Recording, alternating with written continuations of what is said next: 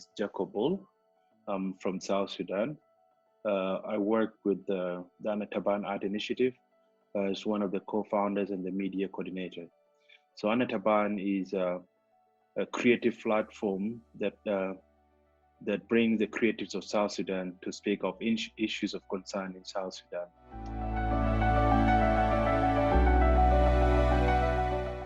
With other young people, we decided to form a film industry to be able to sensitize people around issues of voting and around issues of election and around issues of referendum on how to go about it. And in 2011, we were able to get the independent South Sudan through a referendum that people voted. The South Sudan got independence in 2011, and 2 years later, it got into conflict again after having achieved an independence from Sudan. So when the 2013 conflict happened, a lot of people were displaced, a lot of lives were lost, and so many people were living in the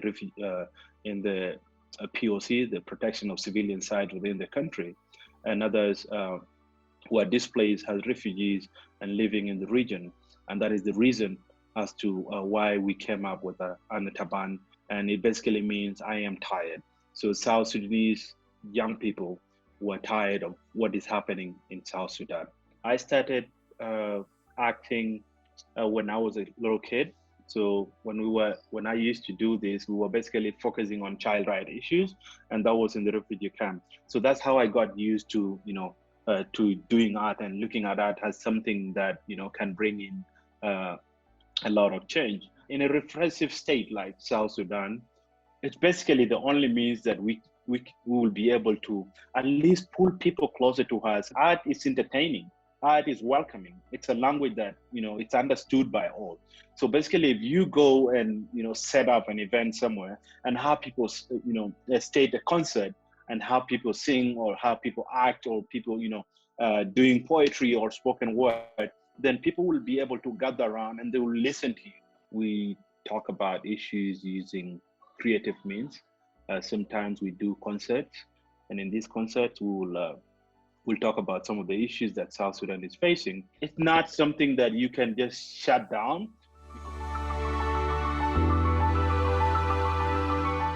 One of my greatest achievements that I would say is being able to work with the referendum in 2010 when I was with the Warrior Film and Theater industry, and an initiative that I have found to work people through and give different ways of mobilize people and disseminate information around the referendum. And, it was an overwhelming vote for separation. People were a bit scared that they felt like, if you participate in some form of nonviolence or activism, the state is so repressive.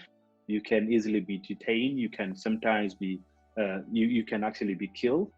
But then a lot of young people decided to join the movement, and they were able, to air out their views, to be able to talk about issues. Sometimes it's not easy to be able to mobilize people, and at some point you just feel like, okay, are you the only one doing this? And what is it that that people are not that you are seeing and people are not seeing? Sometimes you tend to question yourself. At some point, you'll have the family asking you to stop doing what you're doing because they're scared and they don't want you to, they don't want to lose you. It's a question of, if I can do it, then who will? It's a dedication. It's about being determined to achieve something. It took 2.5 million people life to attain an independent South Sudan. So why can't we sacrifice ourselves to put this country that we are having now into the right path? The generation of my father brought the country, but then it will depend on my generation now to bring about the nation building. I feel like I need to do my bit before my kids come here. Well and good, if they find it that I have done all that we need, then they will be living in a better society.